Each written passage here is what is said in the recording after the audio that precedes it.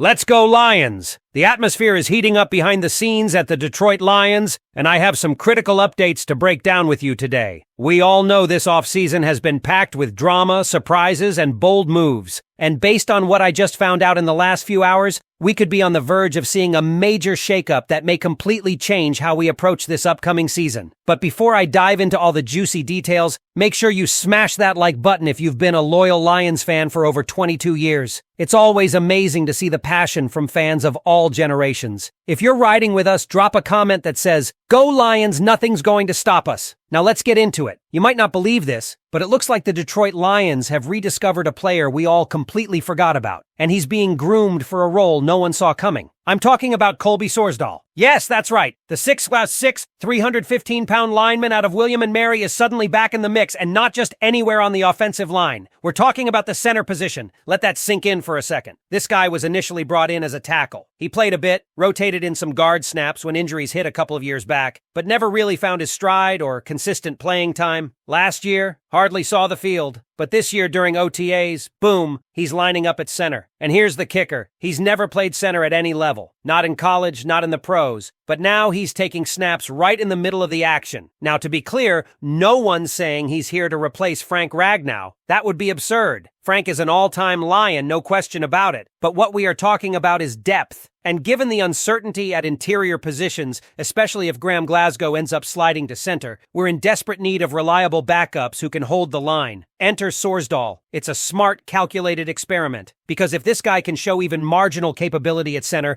then we suddenly have a versatile lineman who's touched all 5 spots on the offensive front. That kind of flexibility is a coach's dream heading into the season. And it's not just about Colby. Let's widen the scope here. The Lions are throwing everything at the wall in the trenches. You've got names like Tate Ratledge, Christian Mahogany, and Miles Frazier battling for spots. And don't forget about Kingsley Eguakun, that undrafted center out of Florida from 2 years ago. Another sleeper who could be in the mix. Oh, and then there's Giovanni Manu. He's not a center, but his role on the line is also up in the air. Could he be our new swing tackle? The bottom line is that this coaching staff is mixing and matching, trying to figure out the best combination before training camp hits full speed. With Penei Sewell and Taylor Decker locked down on the outside, everything else is in play. We're talking about a full-on reshuffle behind the scenes that could determine how well Jared Goff is protected and how much time he'll have to connect with our loaded arsenal of offensive weapons. Speaking of weapons, how about the latest player rankings coming out of PFF? Amon-Ra St. Brown in Tier 2? Really? That's disrespectful. Plain and simple. There's no one more reliable on third down. He's physical, blocks like a tight end, catches in traffic, and has the kind of elite route running that turns defensive backs into pretzels. If you're telling me he's not elite, you're not watching the games. And you better believe St. Brown saw that ranking, rolled his eyes, and headed straight for the jugs machine. Let's also not overlook the rankings at running back. PFF has Bijan Robinson ahead of Jahmyr Gibbs. That's laughable. Gibbs has been electric. Every time he touches the ball, something happens. The guy's got burst, vision, and home run ability. Sure, Derrick Henry and Saquon Barkley deserve their flowers, but this kind of snub only fuels our guys even more.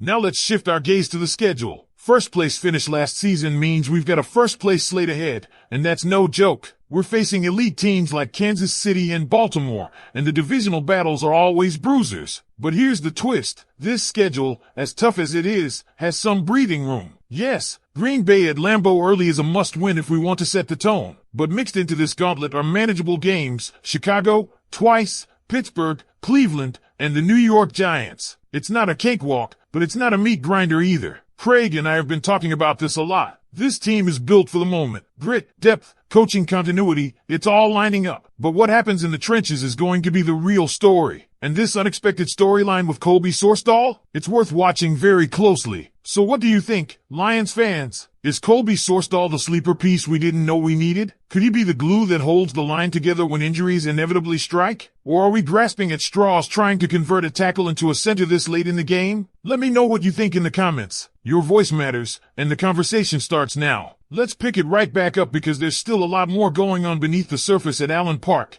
and what I'm hearing now is just as important, if not more, than what we've already discussed. With all the experimentation happening at the offensive line, what we're seeing isn't just a typical reshuffling. It's the clear sign of a team that understands just how fragile the balance is up front and how vital it is to have depth across the board. Remember what happened a couple of years ago when the injuries hit? We were taping things together mid-season, trying to make it through the storm. That can't happen again if we're serious about a deep playoff run. So when someone like Colby Sorsdahl is suddenly snapping the ball at OTAs, it's not just an off-season experiment. It's a clear indicator that the Lions are bracing for all scenarios. And again, this is where it gets really fascinating. Graham Glasgow could easily move to center full-time if Frank Ragnow needs rest or, God forbid, goes down. Glasgow has the experience, the strength, the poise. But then, what does that do to the guard spots? That's where guys like Sorsdahl, Mahogany, and Frazier come into play. These are not just backups. They're puzzle pieces in what might be the most important positional equation of the season. One injury up front, and the entire dynamic changes. Let's not forget the wild card here. Tristan Cohen, signed from Arizona, a veteran who can plug and play at multiple spots. Quiet move, but huge impact potential. It's this blend of youth and experience that might just be the secret weapon for Detroit in 2025. And speaking of weapons, let's talk about Jahmyr Gibbs again, because the disrespect from national analysts continues to baffle me. Look, Bijan Robinson is talented, but Gibbs brought it last year. His dual-threat versatility makes defenses adjust every single snap. And what's wild is, even with his production,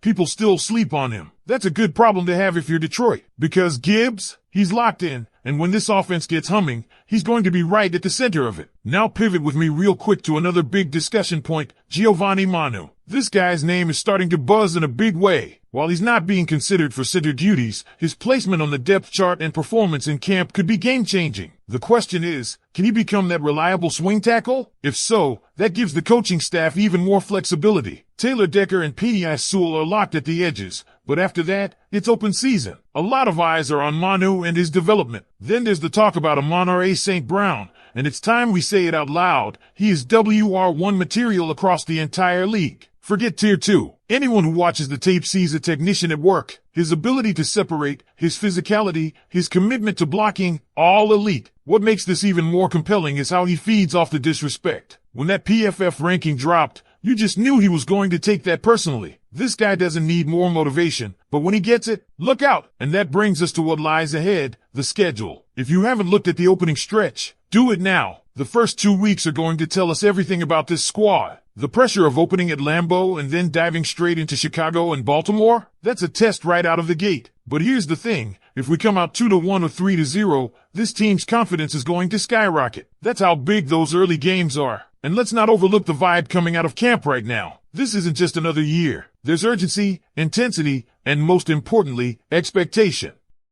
This locker room isn't hoping to make noise. They're preparing to make a statement. Everyone, from the rookies to the seasoned vets, is locked in. And the moves the front office has made, the depth they're building, the way they're testing guys like Sorsdahl in unfamiliar roles, that's all part of a bigger plan.